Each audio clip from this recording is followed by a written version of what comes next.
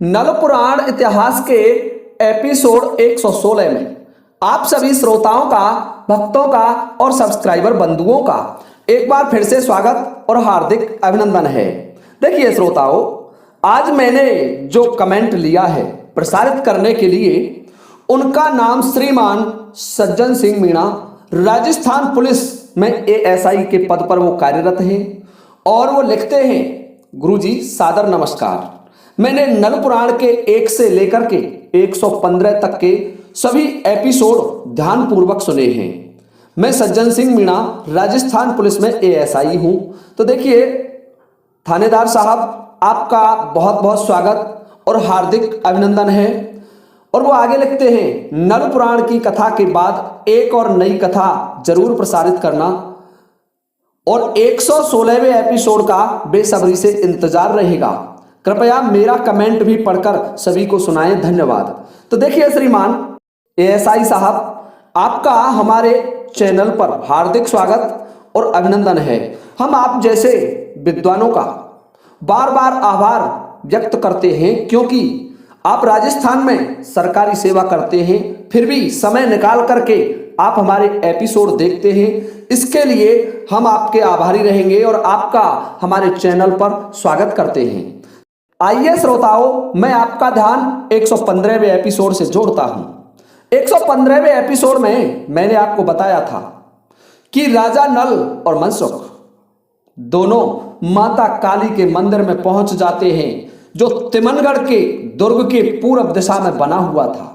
देखिए श्रोताओं, उस मंदिर में राजा नल और मनसुख दोनों ने साधु के रूप में प्रवेश किया। उस मंदिर की स्थिति का जायजा लेने लगे कि यहां पर कौन पंडा है, कौन यहां सेवा करता है, इस मंदिर का महंत कौन है। तो देखिए श्रोताओं, उन्हें मंदिर के जो मुख्य पट थे उनमें कोई नहीं मिला। नल और मनसुख सोचने लगे कि मंदिर का जो सेवक है वो अवश्य कहीं यही होगा, परंतु बाद में देखेंगे। हे श्रोताओं, राजा नल और मनसुख दोनों माता देवी के मंदिर में प्रवेश कर गई। माता काली का अष्टभुजी रूपधारी मंदिर था, जिसमें माता काली की 16 फीट ऊंचाई की प्रतिमा अष्टभुजी रूप में स्थित थी। और राजा नल और मनसुख ने देखा कि माता काली के मंदिर में बलि भी चढ़ाई जाती है, ऐसा देखने से प्रतीत हो रहा है। परंतु श्रोताओं, ध्यान से सुनने की बात तो यह है कि राजा नल और मनसुख उस देवी की मुख्य जो पट थे, उस देवी माता के मंदिर में प्रवेश कर गए और माता देवी के मंदिर में बैठ गए। दोनों ने ध्यान लगाया माता दुर्गा का, और जब ध्यान लगाते लगाते बहुत समय हो गया तो माता देवी के वहां आवाज पहुंची। माता देवी का सिंहासन हिला और अष्टभुजी रूपधारी माता काली अपनी नींद से जागी और अपने सेवक लांगुरिया को बुलाया कि लांगुरिया, ये देख करके आ कि मेरा सिंहासन क्यों हिल रहा है, क्या कारण है, मुझे किसने याद किया है। माता काली ने जब लांगुरिया को भेजा तो लांगुरिया देखता है कि राजा नल और मनसुख तिमनगढ़ के मंदिर में, माता काली के मंदिर में पूजा आराधना में लगे हुए हैं। देखिए श्रोताओं, लांगुरिया को वहां अधिक समय नहीं लगा और लांगुरिया देख करके चले जाते हैं वापस माता काली के पास। माता काली से बोले, माता तुम्हारे मंदिर में 2 राजा, नरवरगढ़ का राजा नल और शाहनुमाने का राजा मनसुख दोनों आराधना कर रहे हैं। जब लांगुरिया की ये बात माता काली ने सुनी कि मेरे 2 भक्त मुझे मंदिर में पुकार रहे हैं, तो देखिए श्रोताओं, माता काली उस मंदिर में एक तेज दीप्ति के साथ, एक तीव्र प्रकाश के साथ एक आकाशवाणी करती है और कहने लगी कि कौन हो। राजा नल कहने लगे, माता मैं तुम्हारा सेवक, मैं तुम्हारा बचपन का सेवक, जन्म का सेवक राजा नल हूं। कैसे आए, क्या कारण है बेटे, मेरे मंदिर में प्रवेश क्यों किया। कि माता तुम जानती हो कि इस राजा की राज दुलारी तिमन कौर ने मेरे पुत्र ढोल कुमार का हरण कर लिया है। हे मातेश्वरी, मैं मेरे पुत्र को छुड़ाने के लिए तुम्हारी शरण में आया हूं। जब माता ने ये बात सुनी तो माता काली कहने लगी कि नल, तू नहीं जानता, तू जिस राजकुमारी की बात कर रहा है वो मेरे इस मंदिर की महंत नटनी की सेविका है, उसकी शिष्या है, और उससे मैं तुझे तुम्हारा पुत्र कभी नहीं दिला सकती। नल कहने लगा, माता क्यों, ऐसी क्या बात है? तुमने तो मुझ पर आज तक कृपा की है, परंतु आज आप मुझ पर कृपा क्यों नहीं कर रही हैं? आज क्यों मुझसे मुंह फेर रही हैं? देखिए श्रोताओं, माता काली कहने लगी, आकाशवाणी से आकाशवाणी हुई और आकाशवाणी में माता काली कहने लगी कि राजन, मैं उसके प्रति कभी भी कुछ गलत नहीं कर सकती, क्योंकि नटनी तो मेरी ऐसी सेविका है कि हर अमावस्या के दिन अपना शीश मुझको अर्पित कर देती है, अपने शीश को काट करके मेरे ऊपर चढ़ा देती है। मैं ऐसे भक्त का अहित कैसे कर सकूं, मुझे ये बताओ। राजा नल कहने लगा, माता तुम ये सोचो कि मैं भी तो तुम्हारा भक्त हूं, क्या मैंने तुम्हारी बचपन से आज तक सेवा नहीं की? तो माता देवी कहने लगी, नल, तेरे सेवा अवश्य की होगी, परंतु इसके बराबर सेवा नहीं की, क्योंकि जो नटनी है इस मंदिर की महंत, वह मेरी सेवा ऐसे नहीं करती। वह तो प्रति अमावस्या के दिन आती है मेरे मंदिर में और मुझे अपना शीश चढ़ा करके पुनः जीवन दान प्राप्त करके यहां से लौट जाती है, और इस मंदिर से दूर एक कुटी बना करके उस कुटी में आराधना में लगी रहती है। हे राजन, इसलिए तू सोच, जो भक्त मेरी आराधना में दिन रात लगा रहता है, क्या मैं उसका अहित कर सकती हूं? और जो राजकुमारी तिमन कौर है उस नटनी की शिष्या है। नल बोले, माता फिर इसका क्या उपाय करूं? क्या मैं यहां से लौट जाऊं? क्या मेरे पुत्र को उस राजकुमारी के अधीन रहने दूं? बताइए माता, क्या करूं?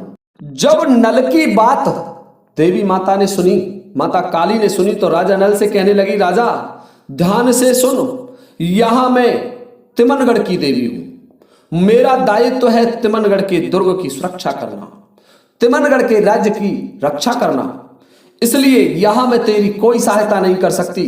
तू मेरे दुर्ग से निकल के जा सकता है, तू मेरे मंदिर से बाहर जा सकता है। परंतु नल और मनसुख कहने लगे, माता हम तुम्हारे मंदिर से इस तरीके से तो बाहर नहीं जाएंगे। तो माता काली कहने लगी, नल यदि तू बाहर नहीं जाता है तो अपना शीश काट करके मेरे ऊपर चढ़ा दो। जब राजा नल ने माता काली की बात सुनी तो नगिन तेग निकाली और नगिन तेग निकाल करके अपने शीश को काट करके माता काली के चरणों में अर्पित कर दिया। देखिए माता काली का भक्त। और जब ये बात मनसुख गुर्जर ने देखी तो मित्र का नाम जहां लिया जाएगा वहां मनसुख का नाम सबसे आगे आएगा। मित्र हो तो ऐसा। मनसुख ने भी अपना शीश काटने में देरी नहीं लगाई और अपना सिर काट करके देवी के चरणों में अर्पित कर दिया। दोनों मित्रों के शीश माता देवी के चरणों में पड़े हुए हैं। और जब माता देवी ने यह देखा कि नल ने अपना सिर काट करके मेरे चरणों में चढ़ा दिया है, तो मैं अब इसे किस तरीके से नाराज करूं, मैं इसकी सहायता कैसे करूं, क्योंकि जो इस मंदिर की महंत है वो भी मेरी परम भक्त है। देवी माता धर्म संकट में पड़ गई, परंतु विचार करने लगी कि इन दोनों को मुझे जीवित तो करना होगा। यदि मैं इन्हें जीवित नहीं करती हूं तो फिर मेरे ऊपर से हर किसी का विश्वास उठ जाएगा, मेरी आस्था समाप्त हो जाएगी, कोई देवी देवताओं का जाप नहीं करेगा। इसलिए लांगुरिया को बुलाया और लांगुरिया से कहा, लांगुरिया बेटा देवी लोक को जाओ और देवी लोक से अमृत लेकर के आओ। हे श्रोताओं, लांगुरिया माता देवी के कहने से देवी लोक को जाता है। वहां से केवल अमावस्या के दिन या पूर्णिमा के दिन 2 ही दिन अमृत निकाला जा सकता था और बीच में अमृत प्रदान नहीं किया जाता था। लांगुरिया को वह अमृत नहीं मिला और वापिस माता देवी के पास आया। माता देवी से कहने लगा, मातेश्वरी, जो तुम्हारे अमृत के पहरेदार हैं उन्होंने मुझे अमृत लाने से रोक दिया कि केवल 2 दिन ही यहां से अमृत मिल सकता है। या तो पूर्णिमा के दिन या अमावस्या के दिन। हे मातेश्वरी, अब मैं क्या करूं? माता देवी मन में विचार करने लगे कि यदि अमावस्या तक मैंने इंतजार किया तो राजा नल और उसका मित्र दोनों जीवित नहीं हो पाएंगे, क्योंकि दोनों के शरीर सड़ जाएंगे, उनमें बदबू हो जाएगी। इसलिए मुझे इन्हें आज ही जीवित करना होगा। मैं स्वयं जाती हूं। देखिए श्रोताओं, माता काली स्वयं देवी लोक जाती है, आदि शक्ति के लोक जाती है। जो अष्टभुजी माता देवी थी उसके लोक को गई और वहां जाकर के जो अमृत का कुंड था उसमें से अमृत लिया। अमृत लेकर के स्वयं उसी मंदिर में आई जहां राजा नल और मनसुख के कटे हुए शीश पड़े हुए हैं। हे श्रोताओं, माता देवी ने स्वयं अपने हाथों से दोनों के सिरों को धड़ पर रखा और अमृत के छींटे दिए, और जैसे ही अमृत के छींटे दोनों के शीशों पर पड़े तो दोनों एकदम से जीवित हो गए। और माता देवी दोनों से कहने लगी, पुत्रो ठहर जाओ, अपनी तेग दोबारा मत उठाना, क्योंकि राजा नल और मनसुख ने पुनः तेगा उठाया अपना शीश काटने के लिए कि माता, उस नटनी ने तुम पर अमावस्या के दिन शीश चढ़ाए होंगे, लेकिन हम तुम पर प्रतिदिन शीश चढ़ा सकते हैं। हम तुम्हारे ऐसे भक्त हैं। देखिए श्रोताओं, धन्य है ऐसे भक्त को जो अपने भगवान पर अपना शीश चढ़ा दे, अपने सिर का दान कर दे। हे श्रोताओं, माता देवी कहने लगी, पुत्र नल रुक जाओ, मैं तुम्हें एक उपाय बताती हूं। राजा नल कहने लगे, मातेश्वरी आप क्या उपाय बताएंगी? बताइए, मुझे केवल मेरा पुत्र ढोल कुमार चाहिए, मैं किसी का अहित करना नहीं चाहता। तो ये बात जब माता देवी ने सुनी तो माता देवी कहने लगी, बेटा ध्यान से सुनिए, यहां से 1 किलोमीटर की दूरी पर एक खंडर में एक खंडर दुर्ग है, और उस दुर्ग में एक नटनी रहती है। वो मेरी परम भक्त है और हर अमावस्या के दिन मुझ पर वो शीश चढ़ाने आती है, और उसके साथ राजकुमारी तिमन कौर भी मेरे मंदिर में आती है। हे राजन, ध्यान से सुनने की बात है, तू उस नटनी के पास चला जा और वो नटनी ही तुझे बचा सकती है, तेरे पुत्र को दिला सकती है। परंतु ध्यान रहे, दोनों बात उल्टी भी पड़ सकती है, क्योंकि वह नटनी उस राजकुमारी से कभी भी दगा नहीं करेगी। हे राजन, इसलिए सोच समझ करके जाना, यहां से आगे का मार्ग तुझे मैं भी नहीं बता सकती। तेने चाहे भले ही मुझ पर शीश अर्पित कर दिया हो, परंतु मैं तुझे यहां से आगे का मार्ग नहीं बताऊंगी। और जब तक 2 उपाय बताती हूं, या तो नटनी को मार्ग से हटाना होगा और या फिर उसे मनाना होगा। दोनों में से एक काम कर लीजिए और तुम्हारे पुत्र मिल जाएंगे। हे श्रोताओं, माता काली की ये बात सुनकर के राजा नल और मनसुख उदास मन से सोचने लगे कि माता काली ने हमें कुछ नहीं दिया, परंतु मार्ग सुझाए हैं 2, देखते हैं क्या होता है। ये सोच करके राजा नल मनसुख से कहने लगा, मनसुख चलिए उस नटनी को मनाएंगे, उस नटनी को मनाएंगे और उस नटनी से बात करेंगे कि हमारे पुत्रों को हमें दे दिया जाए। दोनों साधु के वेश में चल देते हैं उस नटनी की तरफ। हे श्रोताओं, ध्यान से सुनने की बात है, नटनी एक अदृश्य कक्ष में बैठी हुई थी और नटनी को संपूर्ण जंगल का क्षेत्र था, संपूर्ण क्षेत्र दिखाई दे रहा था। हे श्रोताओं, उस नटनी को बाहर तक संपूर्ण क्षेत्र दिखाई दे रहा था, लेकिन नटनी किसी को दिखाई नहीं देती थी। उस दुर्ग के एक आंतरिक कक्ष में बैठी हुई थी। हे श्रोताओं, अब ध्यान से सुनिए। राजा नल और मनसुख दोनों उस खंडर की तरफ चल देते हैं, माता देवी से अनुमति लेकर के। उस खंडर में देखते हैं कि फूटे टूटे समस्त कक्ष, चारों तरफ चमगादड़ उड़ रहे हैं और रेत धूल से अटा हुआ वह दुर्ग, उसमें कुछ दिखाई नहीं दे रहा है। राजा नल सोचने लगा कि वो नटनी यहीं रहती है, हम उसे निवेदन करेंगे, उसके हाथ जोड़ेंगे और तब जाकर के अपने पुत्रों को छुड़ा करके लाएंगे। हे श्रोताओं, राजा नल और मनसुख ये सोच करके उस दुर्ग के जो मुख्य दरवाजा था, जिसके भीतर प्रवेश करना था, उस दरवाजे पर आ गए।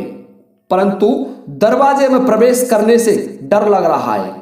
राजा नल और मनसुख दोनों सोच रहे हैं कि यदि इस दुर्ग की भयानकता देखी जाए तो इसमें कोई सामान्य आदमी प्रवेश नहीं कर सकता। ये तो बड़ा भयानक और खतरनाक दिखाई दे रहा है।